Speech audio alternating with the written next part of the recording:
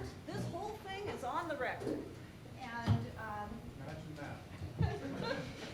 and we welcome you here in the interests of openness and transparency. And we'd like to start off by giving each of you a chance to make some brief remarks, after which we will take questions from the audience. And if you're okay with it, I'll just let you choose the questions and we'll go from there. Does that sound okay? Sure. Okay. So, Speaker Benji, would you like to begin? Please use the microphones if you can. Yes, Just two. Thank you. Well, I'm just going to kind of look forward to your questions. A wise legislator once told me that the real legislative session doesn't start until day 60, and we are in the real part of the legislative session then. Now, this is the hard part of the session where expectations meet the cold, hard realities of the legislative process, and everyone's on high alert, scrambling around, trying to get their legislation through the other body, or just one more. We just need to introduce just one more, and we did that a little bit this morning. So that's kind of where we are at this point. There's some unfinished issues from my perspective. Obviously, we have not addressed the Medicaid expansion funding. We have, I think we have a looming property tax issue. And while there's progress on both of those fronts, we can maybe talk about those a little later.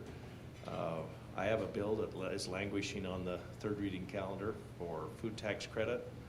You know, I still feel pretty strongly about that. But anyway, and then there's the requisite water bill or two at the end. And so anyway, with that, you know, we had all these high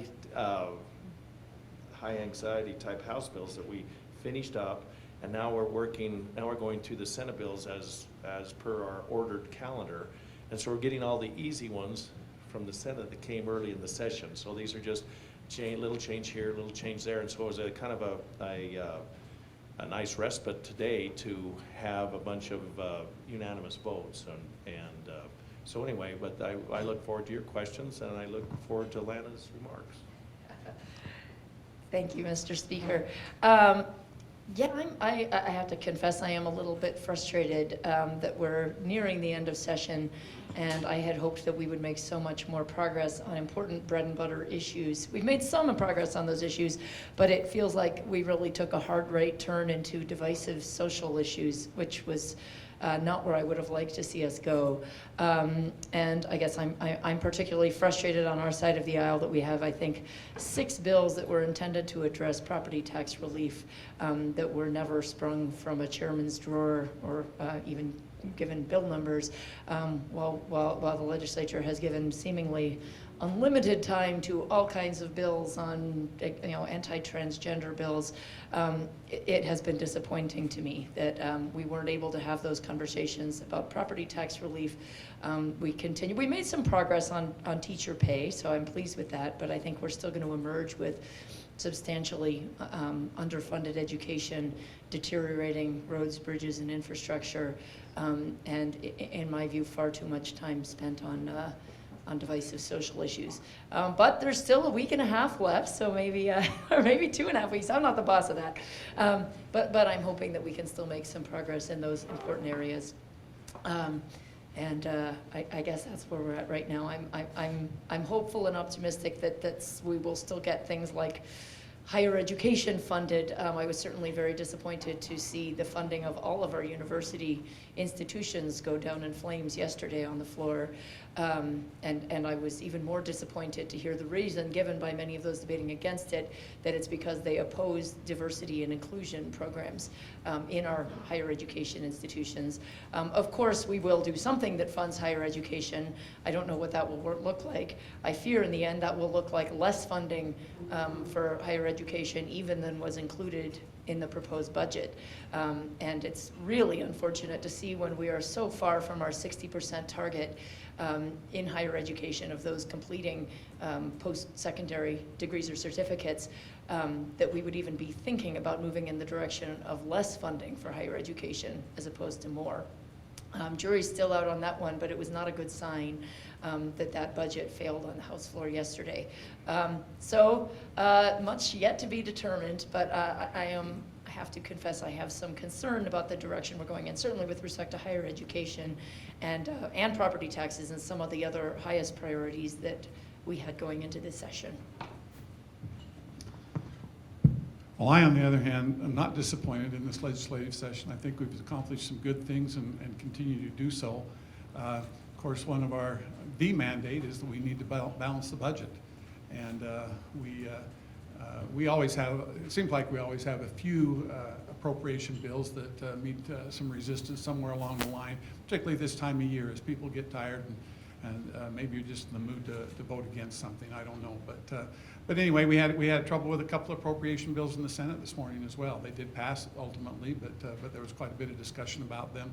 And they will go back to the Joint Finance Appropriations Committee and they'll get reworked a little bit. And I'm really not concerned about them. You know, I'm not concerned about the Secretary of State not being funded at all. I rather suspect since it's an election year, we'd like to have him stick around for a while, you know. So I think these budgets will get taken care of as we go through the next few days. And we can expedite those as we need to, particularly if there's you know, support across the board to do so. I think we have addressed, we are addressing property taxes in a very responsible way. You know, we backed off from the freeze. We hope that the House will go along with some of the recommendations that we are making. So they're not draconian in nature. I think they provide for growth for our cities and our counties, our municipalities, and at the same time giving some meaningful property tax relief. Now, when we say property tax relief, in many cases that is a little bit slower growth in property taxes. I don't think many people are going to go back and see a big cut in their property taxes, particularly since we are allowing an increase in local budgets. But it's a kind of a regional problem, but it's a serious problem. And for those of us in other areas that don't feel like it's that big of a problem, to completely ignore the problems that you find, particularly here in the Treasure Valley, I think that would be irresponsible of us as well. I think you'll see some of the things that Representative Rubel is referring to also come forth, probably an increase in the circuit breaker and probably an increase in the homeowner's exemption. I think that that's not too late to get those through. I think we're waiting to see how all the pieces fit together, but I think you'll see that coming up in the next few days as well. Betsy Russell. Thank you. Mr. Speaker and Minority Leader Rubel, this morning the House, with no debate, voted 42 to 27 in favor of adding new exemptions to the Idaho Public Records Act for legislators and public officials. Here we are 1 week before Sunshine Week. Why did you do this and why did you do it with no debate? Well, I voted no, so can't really answer the question of why did they do it. But I can tell you why I voted no. Generally, I mean, put me down as a fervent First Amendment champion. I consider our press and freedom of information to be the bedrock on which our democracy is built.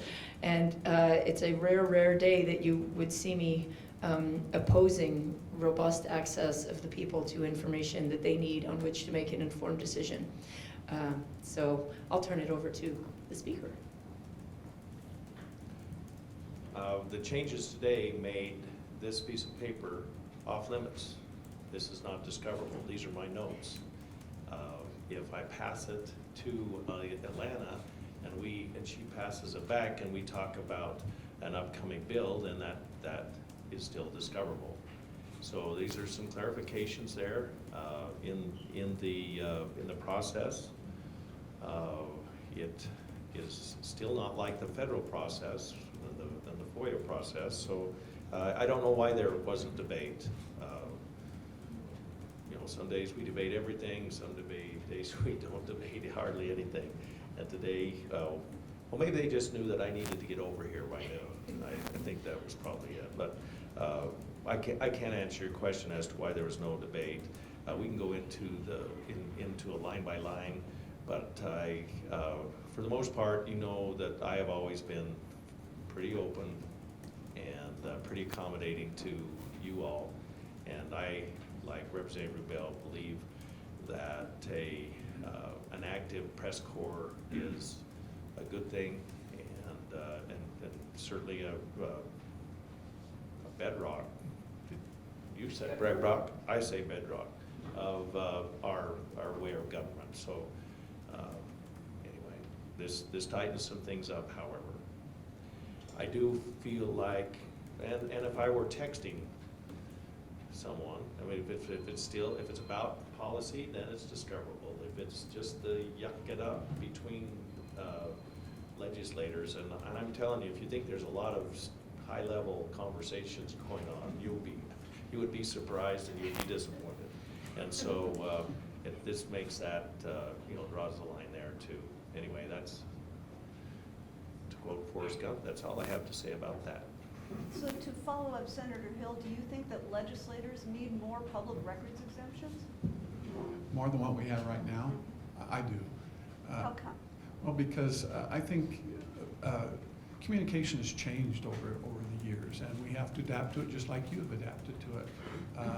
I think I've expressed to many of you how much I appreciate what you do and that you're keeping the public informed, that you're being responsible in your journalism and so forth, and we really do appreciate it. But I'll tell you, if in some cases, if I had a constituent know that under the current law that any email that they sent me, regardless of what information it might contain about a family member or a personal problem or anything else, is subject to public records requests, they would be appalled. And so this provides some redaction of that personal information. If it has to do with business dealing with the legislature, it's still discoverable, but not with the information about that personal information and identifying information. I think those are good changes. I think that I ought to be able to write some things down here very personally, particularly as you get my age. You need to write things down. Okay, now you can keep them in your heads. Some of us have to write it down. And if I have some personal notes here about some things that are going on in the legislature even, I'm talking about things with, I'm supposed to have a meeting with so-and-so at such and such a time. Well, not meetings is a for example. But if somebody gives me a piece of information, I need to check and visit with a senator about somebody's complaining about something, I ought to be able to make myself a note, remember to go do that. And without having that subject to public records request. These are not major changes that we're talking about here. Certainly, as the speaker said, not anything like what Congress has, what kind of privileges they have. We want to be accessible. We would like you to be considerate of us, and most all of you are. Fishing expeditions, when you have no idea what you're looking for, I want all the emails for the last 3 months of Senator Hill. That puts a burden on the system without you having any idea. If you've got an idea, let us know. You're depending on our honesty anyway to provide them under any circumstances. And if you want to know something about a specific issue or a specific time period that deals with an issue, we're more than happy to accommodate that.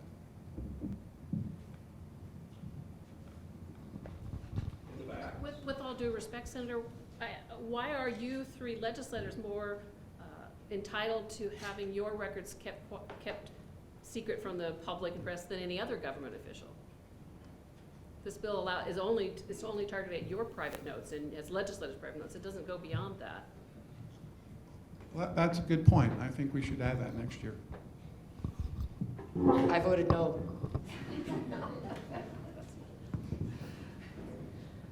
Other questions? Bill? You've had a number of bills dealing with social issues come through the session this year, dealing with transgender athletes, transgender medical procedures, changing information on birth certificates, abortion issues. You've had both the governor and a number of major employers suggest these are creating or heightening an image of intolerance in Idaho. Are you concerned that that's what those bills are doing? I am profoundly concerned. I mean, I really am. I find it nothing short of horrifying, what has been brought forth this session against a group that is probably literally the most vulnerable group in the state, the group that has the highest rates of bullying, the highest rates of physical attacks on them, emotional attacks on them, the highest rates of suicidality and actual suicide attempts. It's really unbelievable that the legislature would choose this group of all groups that can least withstand this kind of attack and focus so much undivided legislative assault on them, if you will. And I mean, these are bills that I find flagrantly illegal, beyond which, I mean, unconstitutional. So just as a taxpayer, it's not a happy thing to see.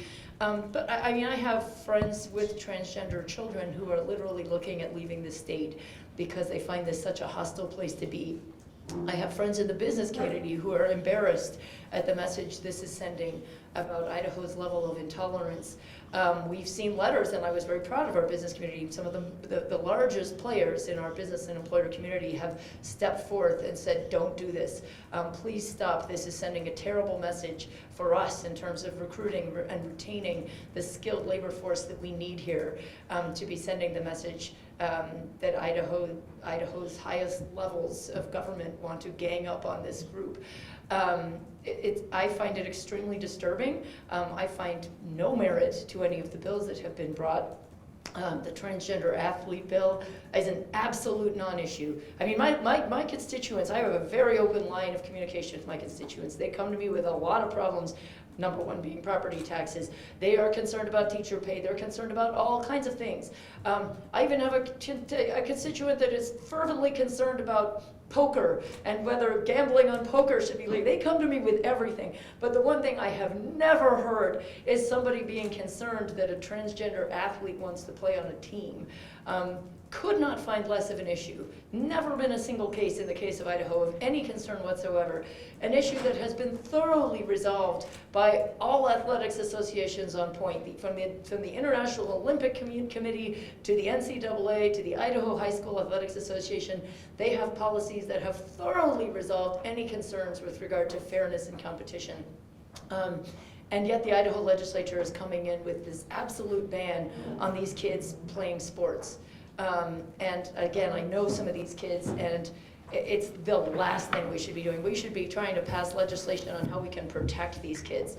We should be brainstorming on ways to address the through-the-roof suicide statistics for these kids. We should be trying to find ways to help them belong more and feel more included in their schools, more included in our society, and that we would be going in the opposite direction is beyond the pale. My only consolation is that if it passes, we will be sued and the state will lose. So I am confident that these bills, and including the birth certificate bill, including all of them, I'm very grateful that House Bill 465 got held in committee. But the fact that doctors and parents and kids even had to come in and go through an exercise in panic that they're going to be criminalized for basic medical care, they should never have been put through that. And even if these bills do ultimately get either vetoed or struck by the courts, so much damage will have been done. So much damage has already been done by the message that has been sent to Idaho families and the affected citizens, and this message that their legislature seemingly doesn't support them at all and is, trying to exclude and go after them. Much damage has been done, and I hope that work will be done in future legislative sessions to reverse course on that and repair that damage and send a message of inclusivity and support to this population that so badly needs our support. Senator. Well, we don't want anyone to feel unwelcome in Idaho, absolutely not. And we do need to take care of particularly children, all children, transgender children, other children. Everyone needs to have an opportunity to excel and to compete on an even playing field and things like that. So But how people perceive this depends a lot on how we spin this, particularly how you spin it.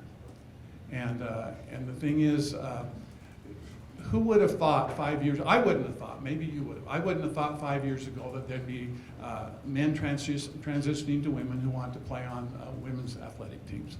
It just didn't enter my mind, quite frankly. And I'm sure that was the case, but you know, the legislature, all lawmakers, this is not just Idaho, we're a little reactionary. We see what's going on in other states, and then we try to be preventative proactive on our side to prevent these problems coming up after somebody really is involved in them in our state, that somebody really does get their feelings hurt, and it's directed at specific individuals. So these are issues that need to be addressed. I think we are addressing them in an appropriate way, and hopefully we can go forward and show our acceptance for everyone as we go through. But there are just some things that are not acceptable. And having someone with the physical characteristics of a man being able to play against my granddaughter in a basketball game or on track or something like that, that is not acceptable to me. It's not acceptable to my granddaughter. And those are things that we need to consider, that we got to look out for all kids, not just some of the kids. And so I think we are being responsible. And some of the things I think may be challenged in court. I don't think both of them are going to be challenged if you look at both of the bills. But anyway, Representative Rubel talked about, you know, this already been addressed. Well, it hasn't been addressed by the legislature. And just accepting what some high school association or some collegiate association has come up with their solution, that doesn't necessarily mean it's an Idaho solution. And we need to look at what our citizens want, as well as trying to be as fair as we can to the minorities as well as the majorities in the state. Senator Hill, can you address the birth certificate bill? Why that's an appropriate thing that we need to do in the legislature? Well, again, this is not my bill. I just heard the arguments for it this morning. It was in State Affairs this morning. They were trying to determine a compelling government interest in that. We had a policeman come and talk about, you know, getting the facts straight to pursue crimes and things like that. Certainly, you know, if you read through the bill, there is a list of reasons why it's in the interest of the public to be able to discover that information as needed, and sex is sex, and you can have different identities, but your chromosomes, your genes, everything, it doesn't change those things just because you change your mind. Or change the feelings that you have about your identity. And so there are things that have to do biologically, things to do with health and genetic health and things like that. Also, just being able to pursue people in the appropriate way, whether it's because you're a victim of a crime or because you are a perpetrator of a crime. I think that, again, as you read through those things, there are a number of compelling arguments for why it needs to be at least made available. We better let Senator Stennett talk. Okay, well, I jumped in here, and I know you were talking about several bills, and probably all of them were in front of me in the last 2 days, and through the amending order, as it turns out. So they're moving them along quite rapidly. Which is usually the case when it's going to be something contentious. We get it at the end of session, even though they've been working on it all year. And then we end up having packed agendas so that we don't allow for everybody to have a voice in the room, and we shut them down. And, you know, so that's just how we seem to be handling our public being able to participate. But that aside, most all of this is going to be litigated in court. I mean, we have AG opinions against them. We have the associations are impacting, saying that it's against the law. Over things, for many of these things, we haven't had an incidence. We are chasing after things that we haven't had an incidence. I mean, for the gentleman that was the policeman that the pro tem was talking about, when I asked him, has he ever in his career ever had experienced with that? And he said, no, he hadn't. And so, you know, and then we asked the International Olympic Committee or the NCAA or the Idaho athletic associations. They say that the existing laws and the regulations that they have worked on since 2008 for the NCEA, since 2015 for the Olympic Committee. All of these have been working just fine, and they haven't had an incidence in Idaho. And the problem with changing a lot of this is who's going to pay for the expense of when something goes sideways. Okay, if you're going to have the transgender kid, what if somebody, because I asked again in the amending order that was not changed or amended, can anybody call out an athlete and question their gender? And yes, that is still part of the bill. It was not amended. So you have a disgruntled coach, or you have a parent who's unhappy that their child doesn't perform as well as the other person, or you have one school against another school, or fill in the blank. All they have to do is question whether that person's gender is appropriate, and then they are forced to go in and defend themselves. And at that point, is it the school that is going to pay for that? Typically, when we heard testimony, it was going to be the student and the parents who are going to have to pay for these examinations. And then on top of it all, if you've totally destroyed their dignity, let's say they are exactly who they said they were.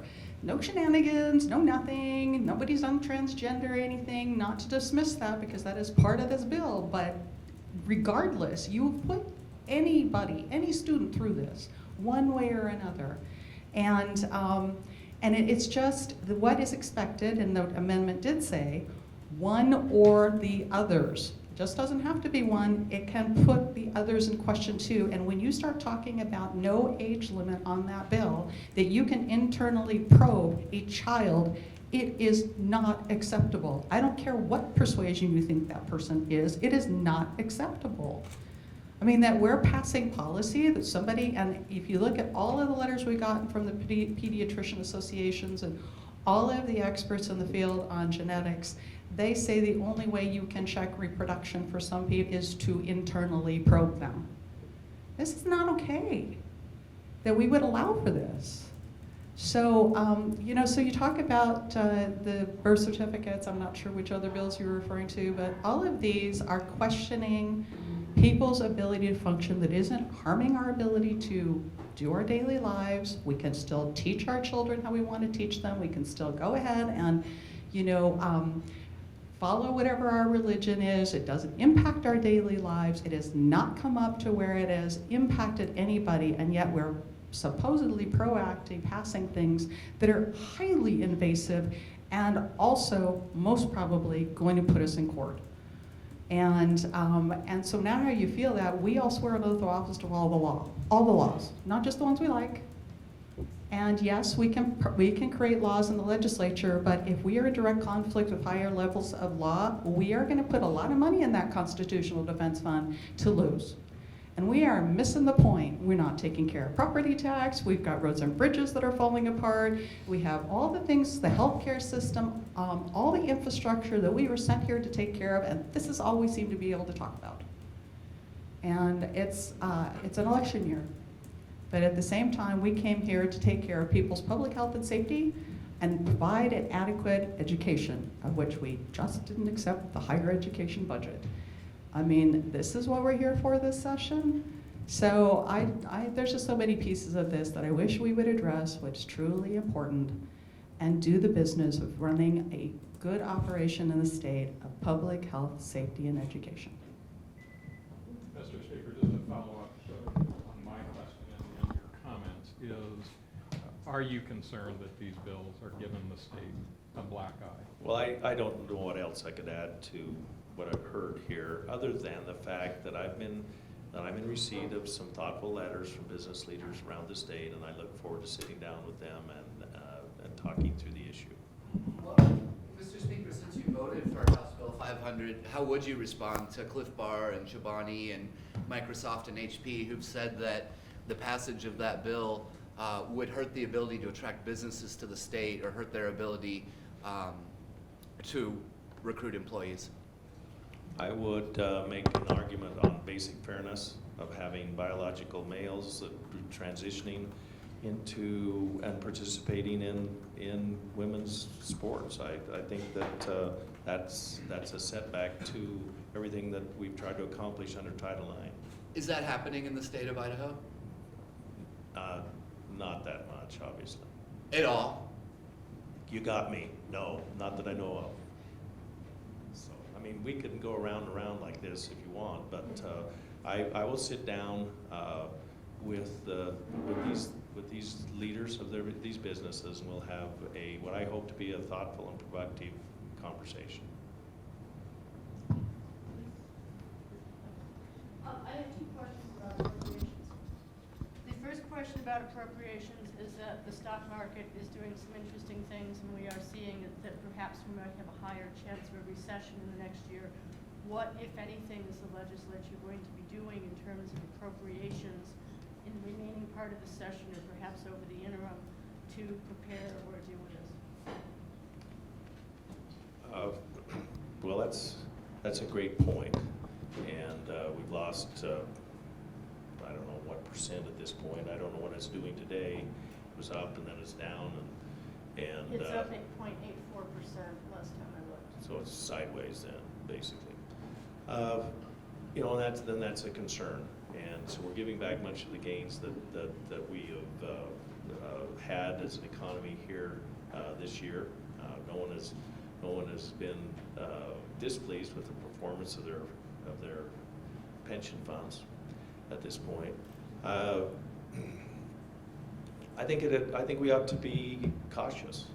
The time to prepare for the next recession is when you're not in the recession, and you know, whether that. So I think that puts heightened emphasis on what we do with property taxes. I think that puts heightened pressure on what we do with you know, tax relief of whatever nature. We just committed to to give teachers more money and the first year of what hopefully ends up being a 5-year track. And I think that we've got to be careful. And I think that will start showing up in some of these budgets. So I'm certainly aware of it. The commodity that I have to sell has lost a commensurate amount, and so we're taking steps in my business to get ready. And so, you know, we don't know what tomorrow brings, but it may look a lot like the past, and so we've got to be careful. And I think I think that sentiment is shared on both sides of the aisle and on both sides of the rotunda. Okay, let me give you my second question on appropriations, and then y'all can go. Traditionally, JFAC has been very careful about how it sets budgets because it doesn't want to be accused of setting policy through budgetary means. But isn't voting down the higher education budget because you don't like something in the policy? I want to address that, please. You know, the debate that happened about diversity with regard to that budget, it certainly did not drive my no vote. And I voted no on that. And I've met, anyway, I think that, well, let me tell you why I voted no. Is it was outside the governor's recommendation by $1.7 million. There's inconsistency between the governor's office and their recommendations on occupancy costs and workload adjustment, and between them and the board, and that showed up in this budget. And so the source of the new money came from the lockbox that is going to the building at CWI, so using that money to put it through the higher education stabilization fund, and then have it pop out in this other deal in an ongoing fashion, I think is a wrong way to do it. And that's why I voted no. It had nothing to do with the letters or the issues of diversity through the summer. Well, that may you know, be people true. that wanted to jump on that bandwagon, I think, you know, let them do that. But that's what drove my no vote, and I can't speak for everybody else's no vote. Because certainly there were people who talked about the bill, who said that if there was money for diversity, then obviously they had too much money, and they obviously connected the two things. Yeah, those comments were said on the floor, and they don't represent my views.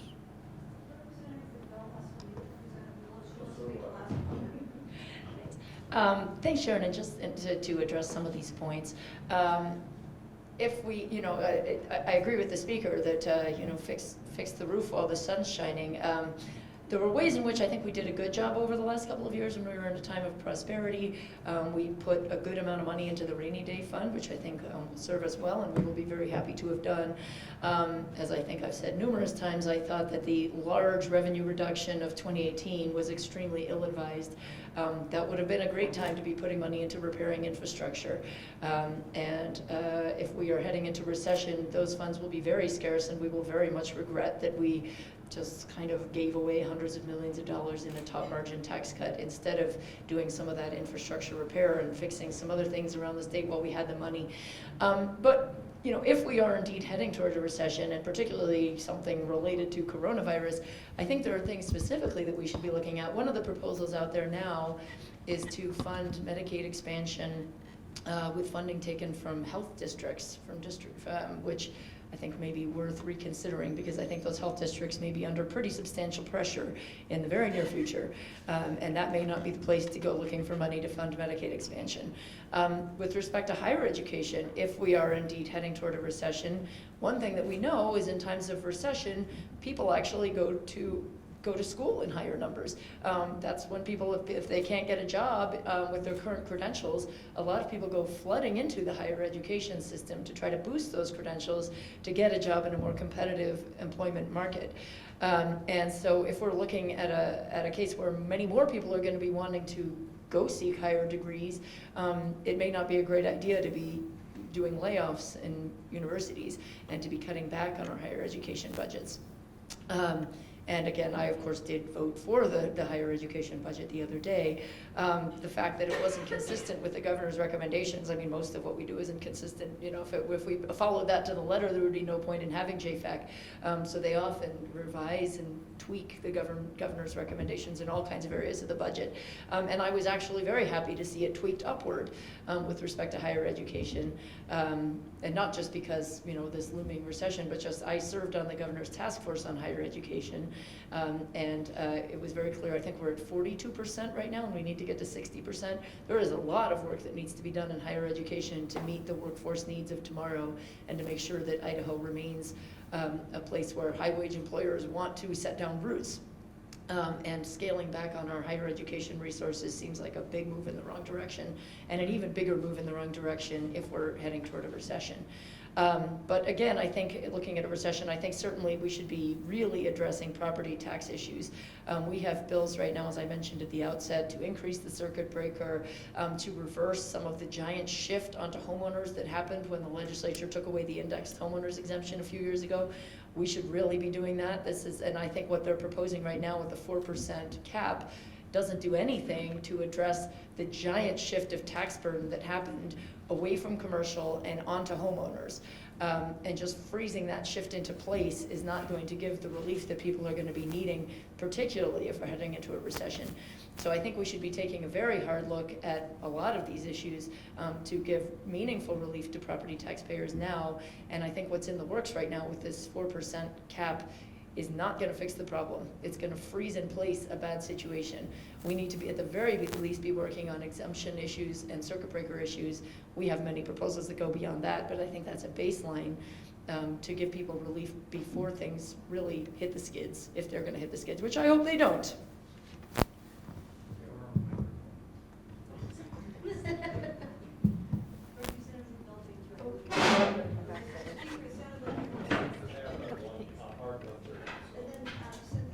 But I wrote a bird over there and I hit it there, so I'll just hop on it. I'd like to spin back to litigation and court cases. Over the last several years, the state has been at the losing end of several wrongful termination and discrimination cases, paid out millions in legal fees and settlements, and Governor Little says he doesn't want any more lawsuits and he wants the state to do the right thing. But what message does it send when lawmakers who know well in advance of upcoming bills, they have the AG's responses, they know if a bill is on legal shaky ground, they know what the standing court orders are. What message does it say when they pass legislation, knowing it'll go to court, and the taxpayers can just pick up the tab?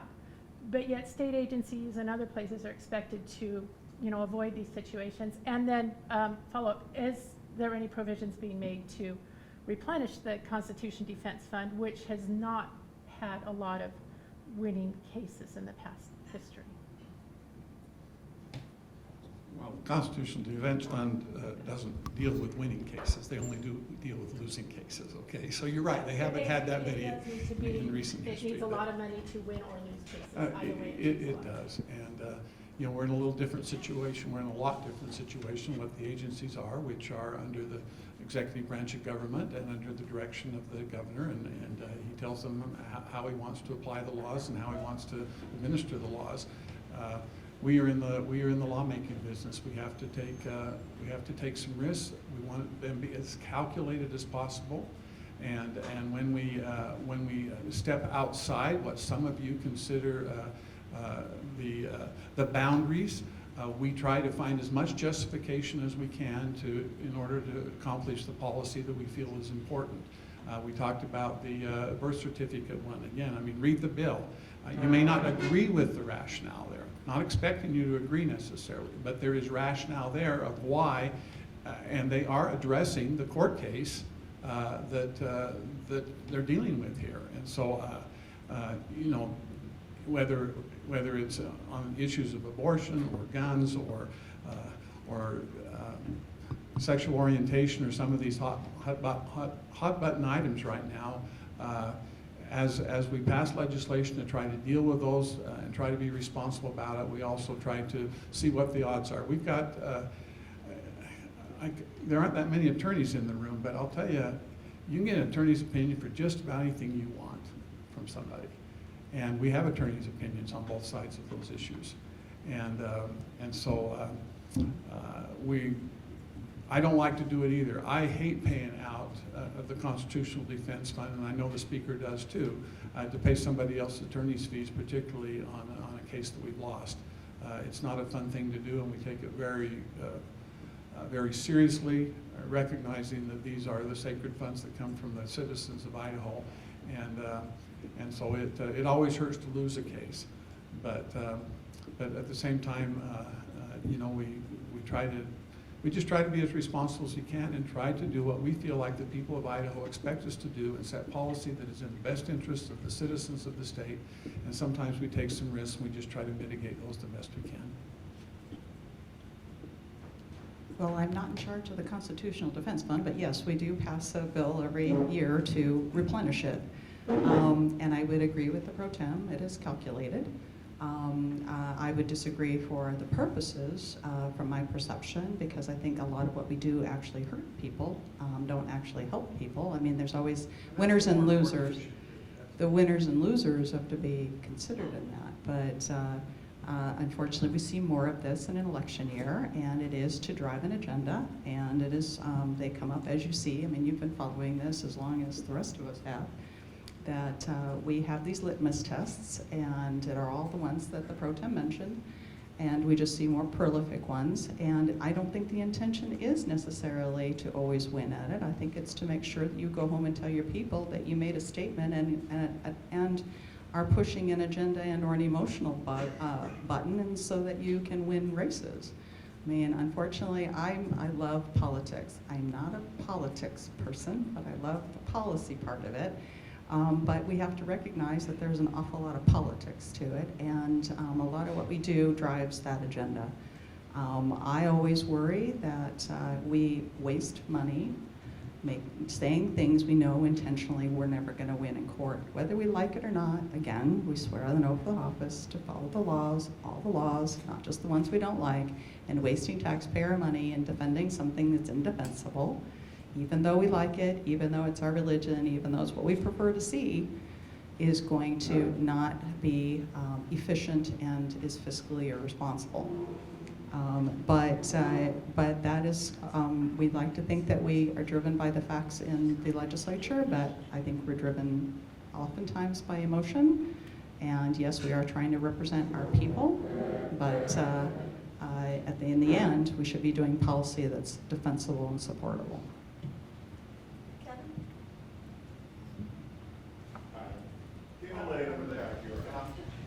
I wanted all three of you to address concerns that have been raised by the Boise Metro Chamber of Commerce regarding high school fourth quarter. Been tested by and since there's going to further the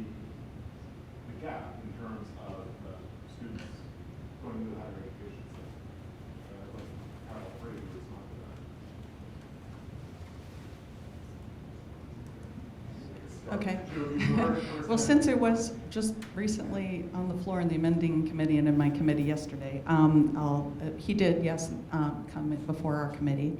And the chamber, the Boise Metro Chamber, met for his words several hours trying to determine what their stance was on the bill, and unanimously decided that it was exclusive and that it would drive industry away. And as was mentioned, somebody mentioned in the back who I can't see, that Micron and Cliff Bar and Chobani and one of the rental car companies and a large group of industry were flat against 440. And I mean, when you talk about the governor and what we're trying to do with all the unskilled workforce that jobs we don't have a skilled workforce for, we should be trying to bring in everybody who is qualified to do it, to fill the hole for economic reasons. And when you don't approve a higher education budget, or you create bills like this where you're always sending a loud message that you can only hire this kind of people, or you're held to a certain test of some sort, you are not promoting or driving a good business environment. And we should be spending all our time cultivating and improving and advancing a workforce, an educated, skilled workforce. And we haven't put hardly any money into higher education over the last decade. We see what's happened in the House for whatever reason. We're doing bills like 440 that just doesn't send a very warm and friendly message to a lot of industry. And so we should be in the business of driving a good economy, and we do a good job of inviting people in. And then we have all of this happen, which sends a very mixed message, and it is not helping for long-term economic development, in my opinion.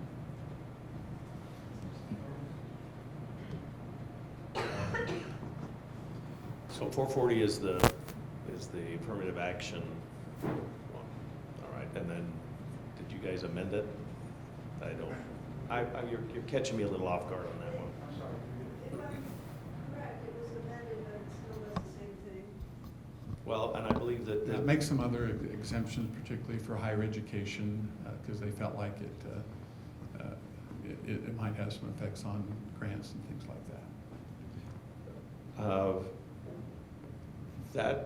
The exact language that came across from the House was language that has been approved in the Ninth Circuit and in many states that have adopted this. I think anyway, I don't have much more to add to that other than you know,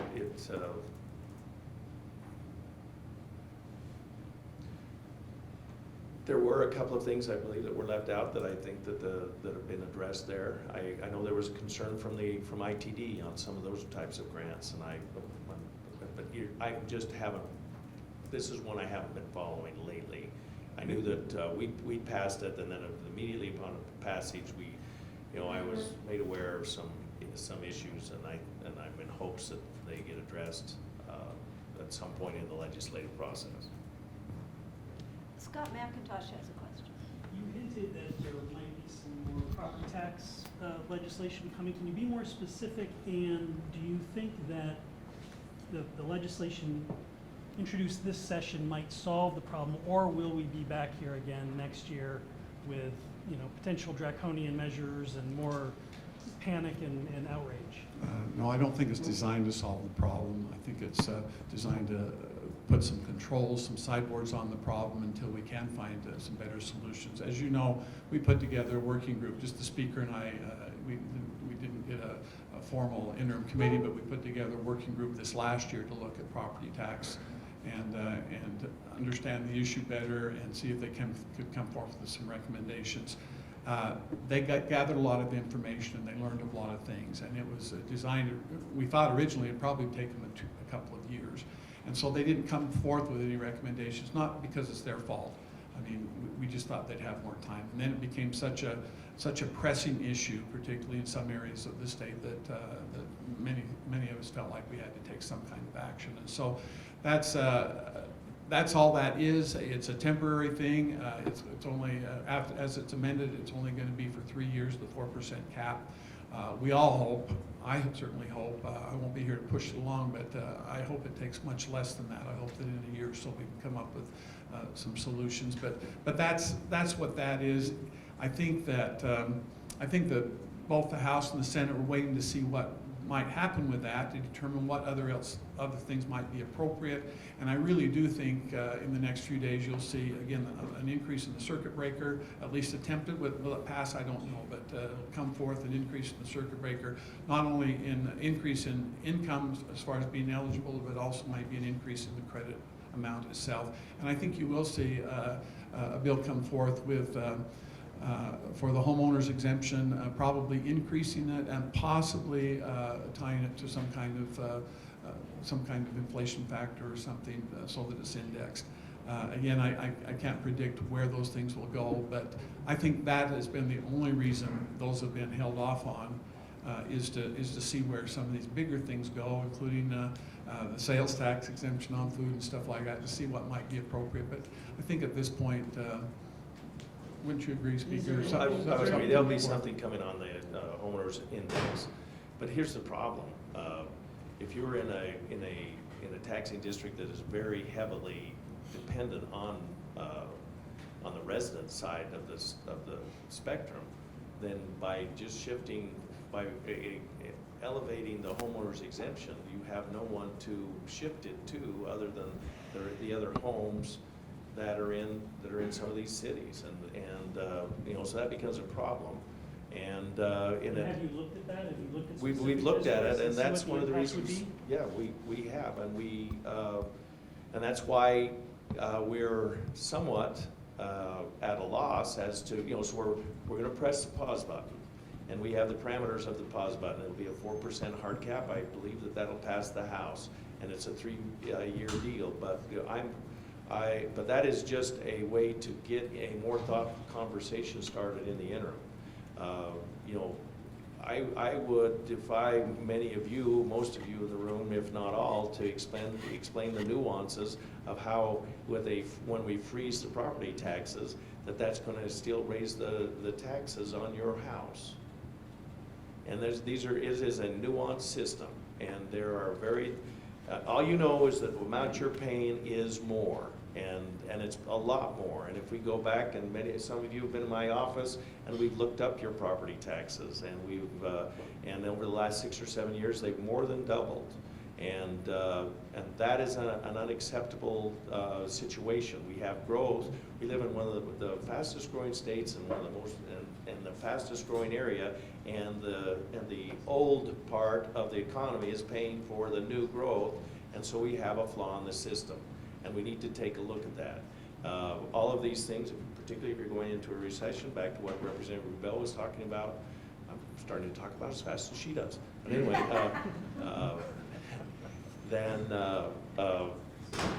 we've got to get some of these things squared away, because we have people on fixed income and so freezing it at a unacceptably high level is not a solution at all. There's a budget component in the middle of this, and you have locally elected officials that are okay with these types of budgets and these types of year-over-year increases. That's a problem. And, but it's not necessarily a legislative problem. If she were here, she would be quick to say, well, there's all these legislative mandates that you put on the local units of government. That is true. Should we remove them and take them back to the general fund, like then Governor Risch did with the maintenance and operations of schools? Should the court system and the criminal justice system come back to the general fund and remove that? But that will leave unfettered the other components of the property tax system.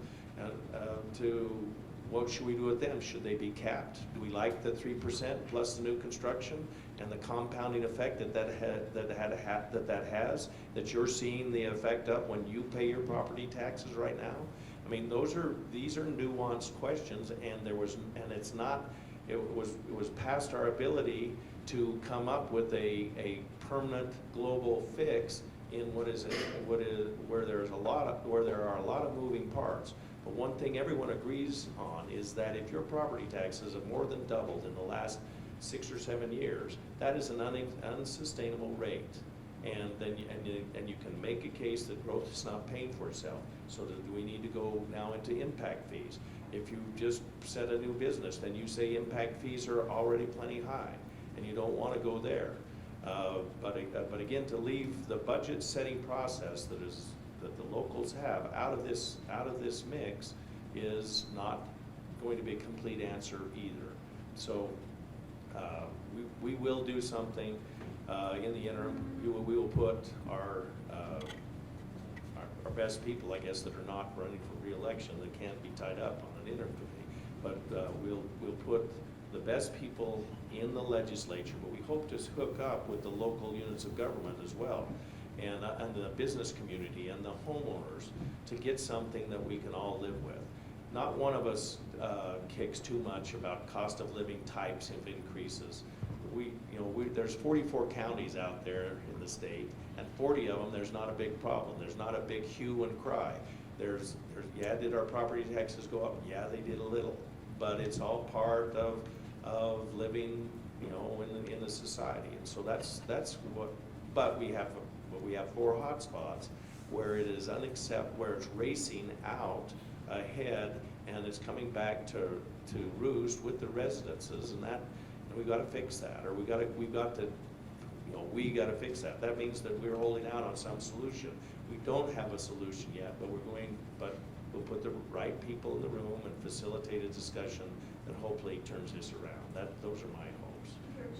Yeah, and we haven't talked about rules review, and you haven't talked about arguably one of the best pieces of legislation was that 35 legislative district thing. So. Come right back to that. Well, I would look at it a little differently. I think this is complicated, as was mentioned, and it needs to be multi-pronged. And all of those suggestions have been sitting in legislation in committee drawers. And I'm sure that probably Representative Rebel mentioned them. But we did address indexing, and we did address some kind of relief for our seniors and fixed income people. And the only one that seems to be floating around is this holding for the 3 years at a 4%, which is not a freeze on the property tax payments that people are going to have to pay. Their property tax is going to continue to go up. It's a freeze on the taxes that are going to go to our local governments, who are trying to manage all of the stuff we've mandated to them on a limited amount of resources, and not allow them any other types of resources except through property tax. I'd also argue that commercial has only risen around 6%. And yet residential is increased, depending on where you are, up to 30 and 40%. And yet we give kickbacks and tax reliefs and everything to our industry and commercial properties, but we don't give that kind of relief to residential. So there's got to be a different formula about how that works in order to create the type of infrastructure. I totally agree. Impact fees. If we're going to be building these big subdivisions, and we need that kind of infrastructure, we're so far behind. That we're going to have to be looking at how we can get those resources to put a sound system in. And so I think trying to punt anything to our local governments right now, we're already having them incarcerate our state prisoners. We're having them take care of through levies and bonds for our education. They're already underfunded for their public defense. Now we want to punt to them, which we still haven't addressed, but potentially $8.5 million for healthcare, for the Medicaid expansion. Yet we won't give them their portion, their 11.5% from the internet sales tax that goes right into a tax relief fund. Yet we're dumping all of this stuff onto them. They should rightfully have that apportionment that we give from sales tax through all other means of sales tax. That portion out of the Wayfair decision, that internet sales tax, that should be going, especially if we're expecting them to take care of all of these things at a local level. So there's so much that is out there that won't be entertained, that isn't being addressed, that is not being pulled out in committee to have a discussion. And we all sit on the same panels in front of our association of counties and cities, and they're not happy about it. They made it pretty clear. So there are things that we have in place. Legislation's already been drafted, and we should have taken at least a few of those instead of this one that we're looking at, because I think it helps us the least. have started to do things to make sure that the people who are the most vulnerable and have the most impact from these property taxes, particularly people who are the foundation of our communities, our elderly, have some kind of relief. And that was possible. And so I'm not optimistic that that's going to get pulled out of these drawers and talked about, but there were many things that we could do, that we started to do, that is possible, that hasn't been addressed. Just before we go to the next thing, I agree with a lot of what Senator Stinnett has said. She's made some really good points. And I think, as you talked about, what about the interim? I think that the counties and cities, local taxing districts have been frozen out of this discussion this session. They have not been a part of it, and I think that's one of the most important parts of having an interim committee, to be able to involve the county leaders, the city leaders, the taxpayers, the businesses, and so forth. And Senator Stinnett mentioned a number of considerations that we ought to look at that would help the problem. And so I think those are things that we will be bringing up, and we want to encourage a broad range of participation, because good ideas, as you know, are not limited to the legislature. They come from a lot of other sources and from those who are down in the trenches trying to make it work, which are our local officials. Thank you so much. There's so much going on, so many things we can talk about, so little time.